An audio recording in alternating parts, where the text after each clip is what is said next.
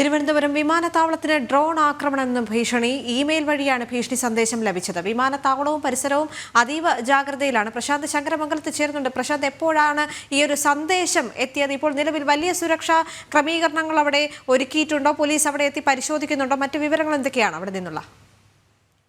ദേവിക, നിലവിൽ ആശങ്കപ്പെടേണ്ട സാഹചര്യമില്ലെന്നാണ് ശംഖുമുഖം പോലീസ് പറയുന്നത്. ഈ വിഷയത്തിൽ അതിന്റെ ഒരു അന്വേഷണം കൂടി നടത്തി വരികയാണ് പോലീസ് ഇപ്പോൾ. അതിൽ കൃത്യമായ വിവരങ്ങൾ, നിലവിൽ ലഭിക്കുന്ന വിവരങ്ങളുടെ അടിസ്ഥാനത്തിൽ അതിൽ ഒരു ആശങ്കപ്പെടേണ്ട സാഹചര്യമില്ല എന്നാണ് അറിയാൻ കഴിയുന്നത്.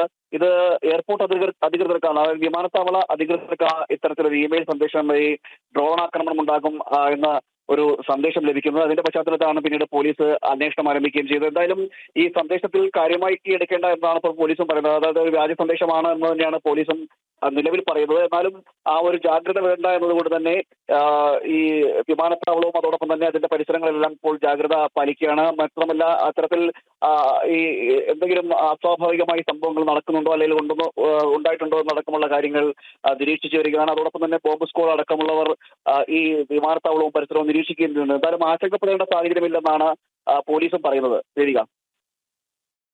ശരി.